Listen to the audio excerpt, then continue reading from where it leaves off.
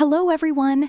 Imagine your parents quietly taking the inheritance your grandmother left specifically for you, the money she wanted you to use to build your future, and using every cent of it to buy your sister a shiny new luxury car, all while telling you she needs it more.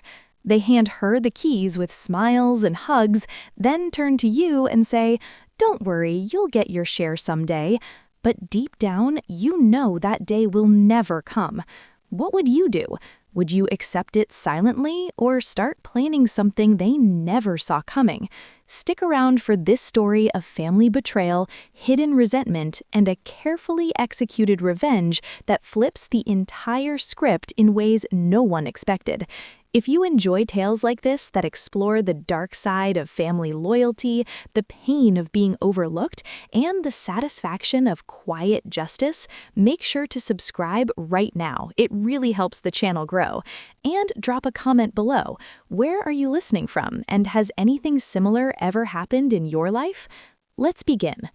My name is Elena Harper, and this story takes place in our family home in a peaceful suburb of Raleigh, North Carolina, where I'd lived most of my life.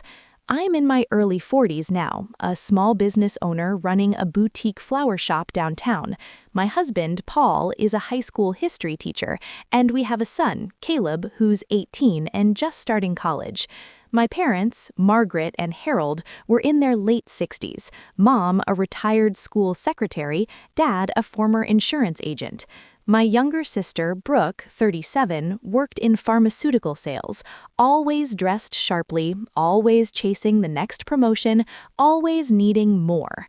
Grandma Rose, Dad's mother, had been my closest confidant growing up.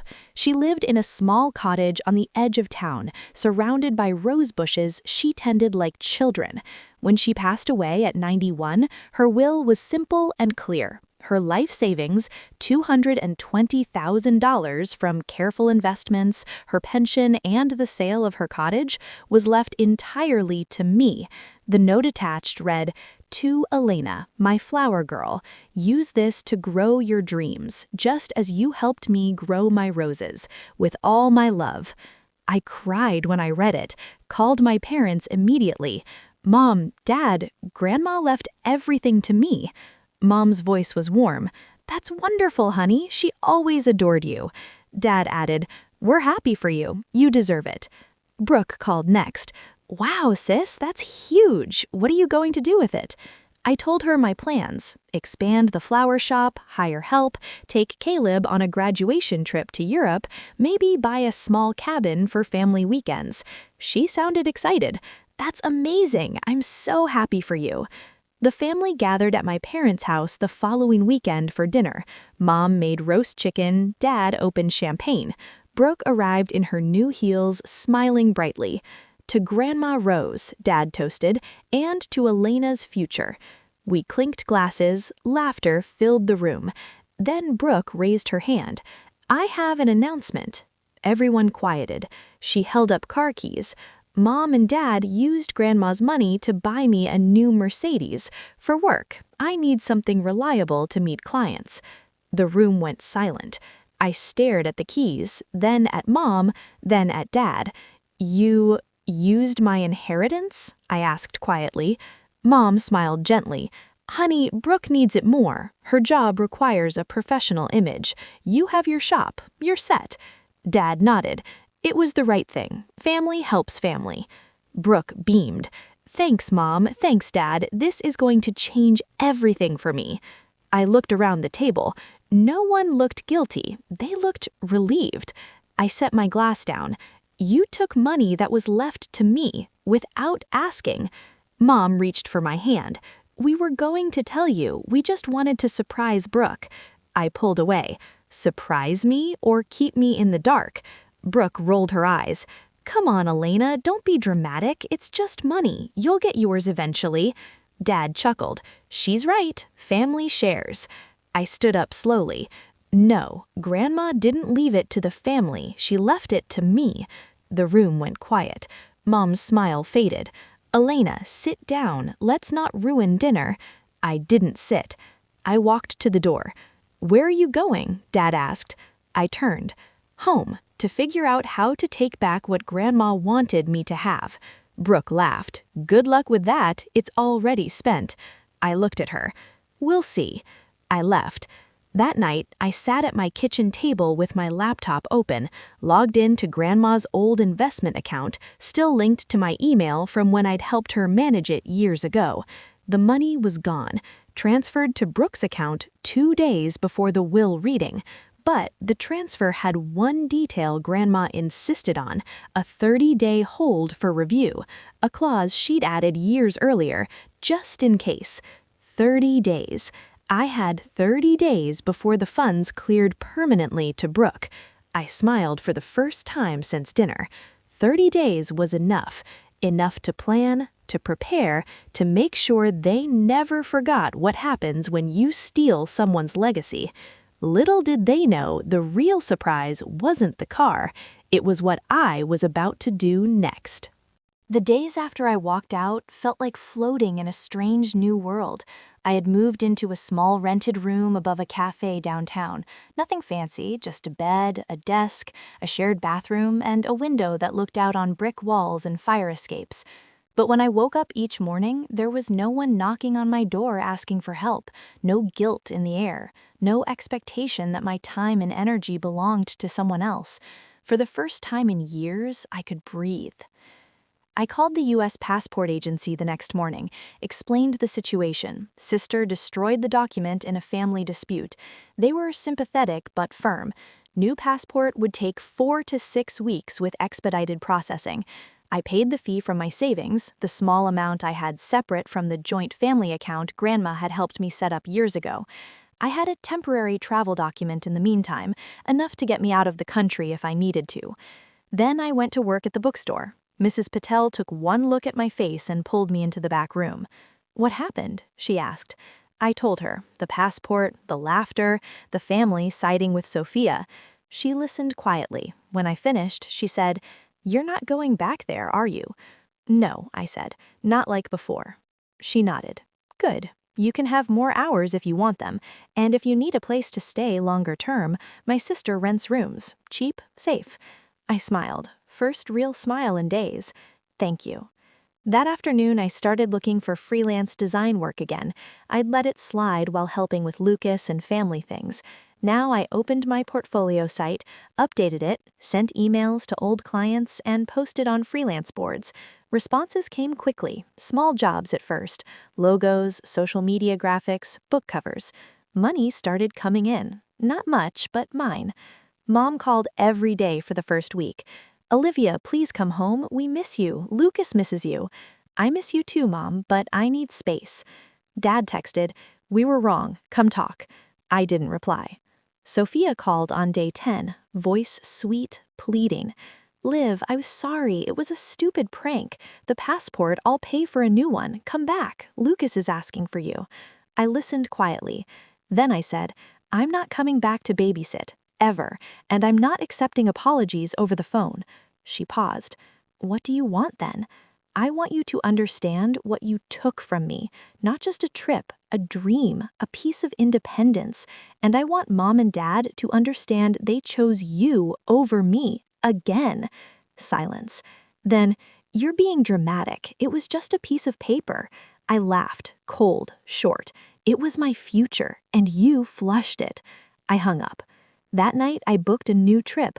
Not Italy, not yet, but a short one, Montreal. 1 week, affordable flight, cheap hostel, art galleries, French cafes, cobblestone streets.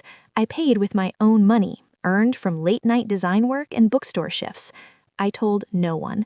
As the departure date approached, I started packing, light, just a backpack, sketchbook, comfortable shoes, and the temporary travel document. Then, Sophia showed up at the bookstore. She walked in, eyes red, Lucas not with her. "Olivia," she said quietly, "can we talk outside?" I nodded, stepped onto the sidewalk. She looked smaller than I'd ever seen her. "I'm sorry," she said, "really sorry. I was jealous, scared, overwhelmed. Brian been traveling more, Lucas is hard. I felt trapped, so I trapped you. It was wrong." I waited.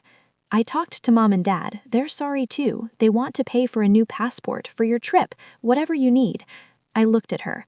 I already have a new passport coming and a new trip booked with my money. Her face fell. So you won't come back? I'm not coming back to live there, I said, but I'm not cutting you off forever. I just need boundaries, real ones. She nodded slowly. I understand. Can I see you sometimes as sisters? I thought about it. Yes, but on my terms. No demands, no guilt, no expectations. She cried then, quiet, genuine tears. Thank you, she whispered. I hugged her, briefly. Then I went back inside. 2 weeks later, I boarded the flight to Montreal. I walked the streets alone, visited museums, ate poutine at midnight, sketched in parks, felt the city wrap around me like a warm coat. Every day, I sent one photo to the family group chat. No caption, just the image. Mom, beautiful. Dad, you look happy. Sophia, I'm glad, really glad. When I returned, they were waiting at my apartment door. Mom with flowers, Dad with a small gift box, Sophia with coffee and a shy smile. We wanted to welcome you home, Mom said. I let them in. We sat around my tiny table. Mom opened the gift box, a new sketchbook and colored pencils. For your next adventure, Dad said. I smiled. Thank you. Sophia spoke softly. I'm starting therapy next week and a part-time job. I'm trying to be better. I looked at her. I see that. We talked. No fighting, no demands, just honest words. And for the first time, I felt something shift, not just in them, but in me. I had taken back my life, and I had given them a chance to take back theirs. But little did I know, the real test was still coming, a moment when I'd have to decide whether forgiveness had limits and how far I was willing to let them back in. The first few days after I moved out were the strangest of my life. No one knocking on my door at 7 a.m. asking if I could watch Lucas just for an hour. No mom calling to say, your sister needs help again. No dad leaving a stack of bills on the counter with a note, can you handle this? Just silence. Beautiful, terrifying silence. My new room was small. Bare walls, a single bed, a desk that wobbled if I typed too hard, but it was mine. I bought a cheap lamp and a plant, hung a photo of Grandma Rose smiling in her garden. Every morning I woke up, looked at that photo, and reminded myself, this is what she wanted for me. Freedom, space, a life that wasn't on loan to anyone else. I threw myself into work. Mrs. Patel gave me every extra shift I asked for. I started taking on freelance design jobs again, logos for local cafes, social media graphics for small shops. Money came in slowly at first, but consistently. I opened a separate savings account, watched the balance grow. It wasn't much yet, but it was mine. Mom called every single day for the first 2 weeks. Olivia, honey, please come home. We miss you. Lucas keeps asking for Auntie Livy. I miss you too, Mom, but I'm not ready. She'd sigh. We were wrong. We know that now. Sophia feels awful. She's crying every night. I stayed quiet. Dad texted, I should have stopped her. I should have stood up for you. I'm sorry. I replied once, I know, I need time. Sophia sent one long message. I messed up. I was jealous, scared. I felt like my life was falling apart and yours was perfect, so I tried to pull you down. It was wrong. I'm sorry. I'm starting therapy next week. I found a sitter. I'm trying to fix things. I hope you'll give me a chance someday. I read it 3 times, didn't reply, but I didn't delete it either. 3 weeks in, the passport arrived. Shiny, new, full of blank pages. I held it like a key I'd been waiting for my whole life. I booked Montreal again. 1 week, affordable hostel, art galleries, French bakeries, a quiet celebration of myself. I told no one in the family. The night before I left, Mom called again. Olivia, we're having dinner tomorrow, your favorite, lasagna. Please come, just for 1 meal. I hesitated. Then I said, I can't. I'm leaving for a trip tomorrow, Montreal, 1 week. Silence. Then, a trip? But your passport. I got a new one, I said. Expedited. Another pause. Mom's voice cracked. We didn't know. I know, I said gently. That's okay. I'll send photos. She started crying. We love you. We're so proud of you. I love you too, Mom. I hung up. The flight was short. Montreal greeted me with crisp air and cobblestone streets. I walked for hours, visited museums, ate poutine at 2 a.m., sketched in cafes, felt the city wrap around me like a warm coat I'd forgotten I owned. Every day I sent one photo to the family group chat. No words, just the image. Mom, beautiful. Dad, you look peaceful. Sophia, I'm happy for you, really. When I came back, they were waiting at my apartment building. Mom with a bouquet of roses, Dad with a small gift box, Sophia with coffee and a shy smile. Lucas waved from her arms. We wanted to welcome you home, Mom said. I let them in. We sat around my tiny table. Mom opened the gift box, a new sketchbook and a set of colored pencils. For your next adventure, Dad said. I smiled. Thank you. Sophia spoke softly. I'm proud of you, and I'm sorry, again. I looked at her. I know. We talked. No fighting, no guilt trips, just honest words. And for the first time, I felt something shift, not just in them, but in me. I had taken back my life, and I had given them a chance to take back theirs. But as we cleaned up the coffee cups, Sophia's phone buzzed. She looked at it. Her face changed. Brian's coming back early, she said quietly. He wants to talk. I felt the air shift again, because Brian, Sophia's husband, the man who'd been traveling for months, wasn't just coming back. He was coming back with news that would test every boundary we'd just rebuilt, and this time, the choice wouldn't be mine alone. The flight back from Montreal felt like returning from another planet. I had spent 7 days walking streets where no one knew my name, eating meals alone without anyone asking for seconds for Lucas, sketching in parks without a toddler tugging at my sleeve.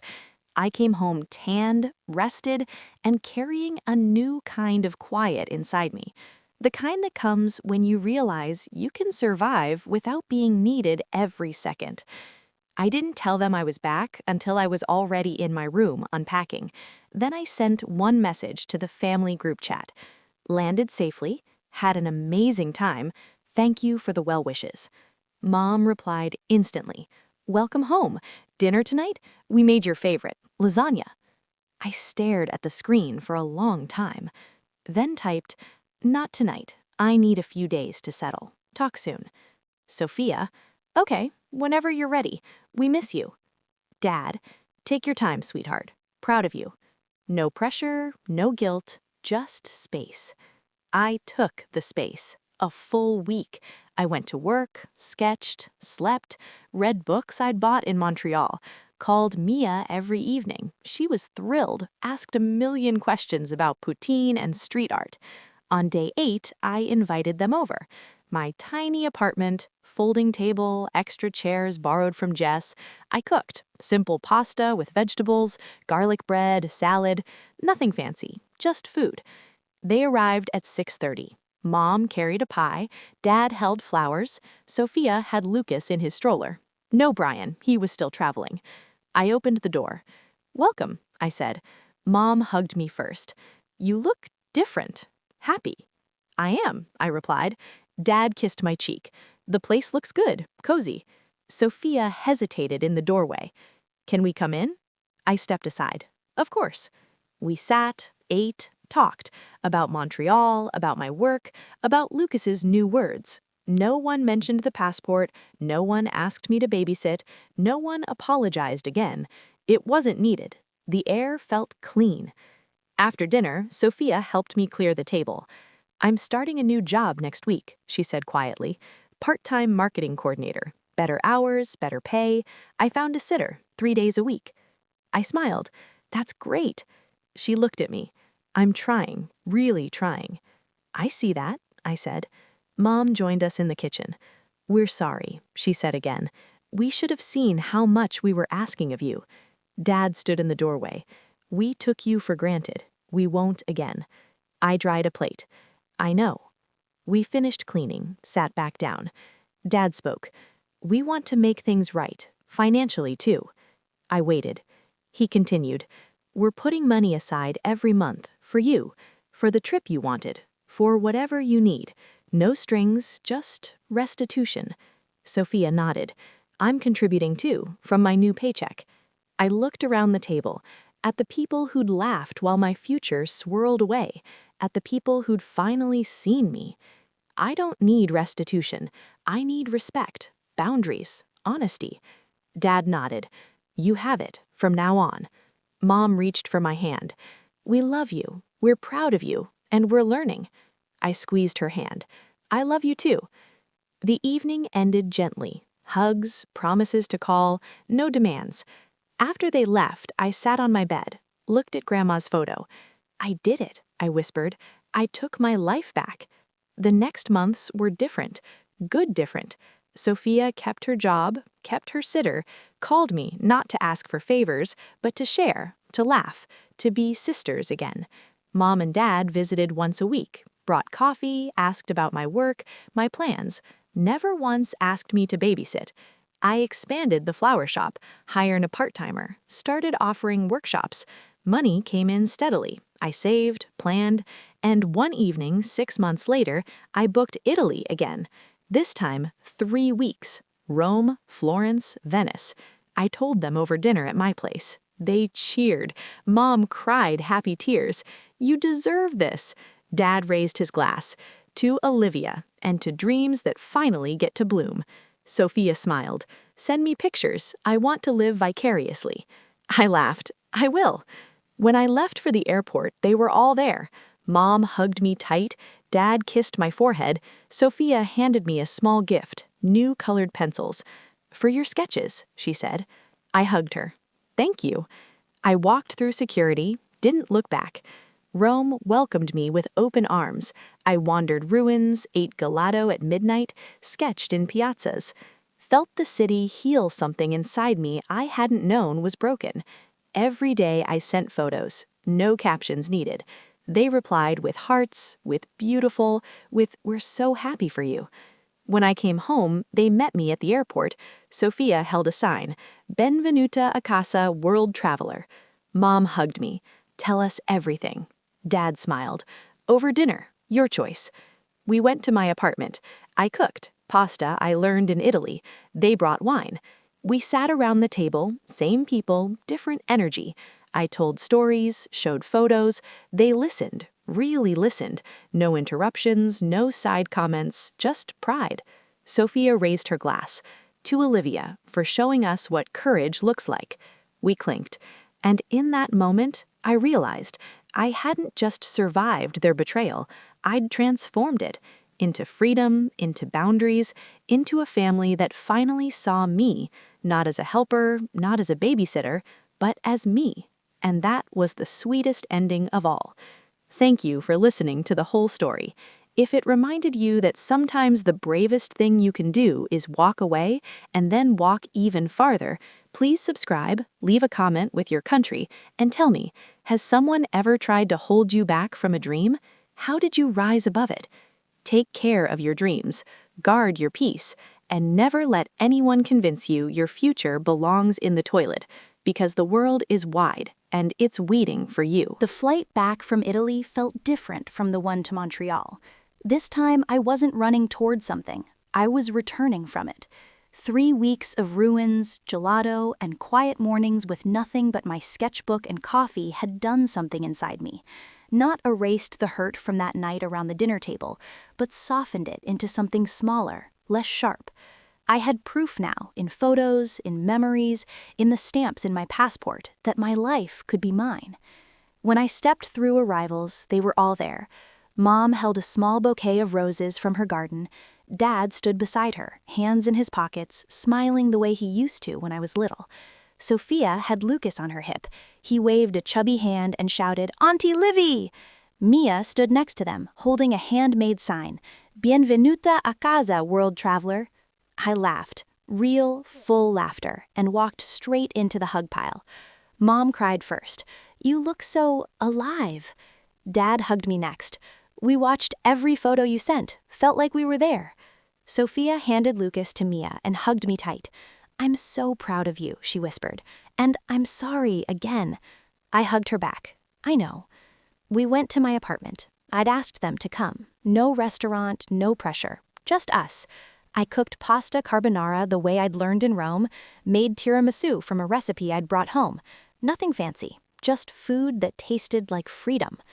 They sat around my small table, Mom, Dad, Sophia, Lucas in his high chair, Mia next to me. The room was warm. Laughter came easily. I told stories, the way the light hit the Colosseum at dawn, the taste of fresh focaccia in a tiny bakery, the quiet moment in Venice when I sketched a gondola and felt completely alone and completely whole at the same time. They listened, really listened. No one interrupted, no one changed the subject to Lucas's schedule or bills or who needed help next. When I finished, Dad raised his glass of sparkling water. "To Olivia," he said, "for showing us what courage looks like, and for coming back to share it with us." We clinked. Mom wiped her eyes. "We were wrong, so wrong. We took you for granted. We laughed when we should have listened. We chose wrong. I'm sorry, sweetheart, every day." Dad nodded.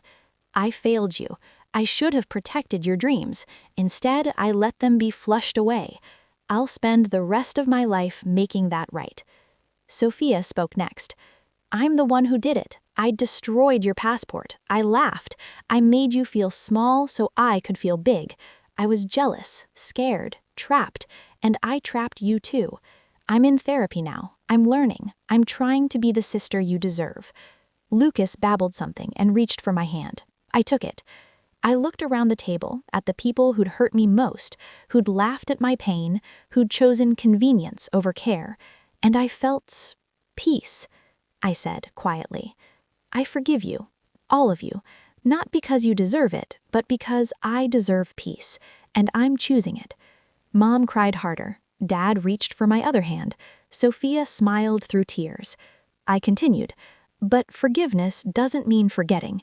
It means new rules. No more expecting me to drop everything. No more assuming my time is yours. No more laughing at my dreams. We respect each other. We support each other. Equally."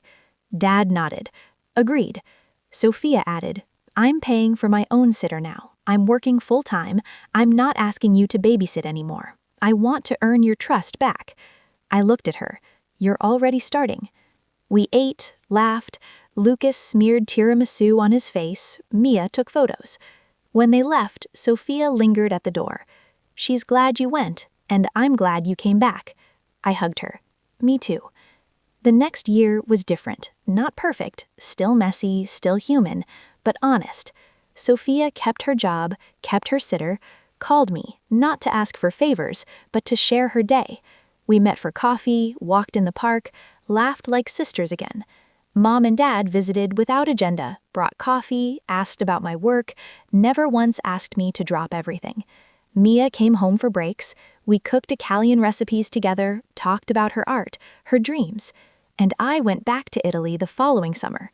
This time, Sophia joined me for a week in Florence. We walked the streets, ate gelato, talked until midnight. No resentment, just sisters. Mom and Dad took the kids for a long weekend so I could work on a big freelance project. No guilt, no demands. One evening, as the sun set over my tiny balcony, I opened Grandma's photo and whispered, "I did it. I took my life back. And I gave them a chance to take theirs back too." The candle flickered, and I smiled, because sometimes the greatest revenge isn't destruction. It's living so fully, so brightly that the people who tried to dim you can't help but step into your light. And when they do, you don't push them away. You let them stay, on better terms, on honest ground.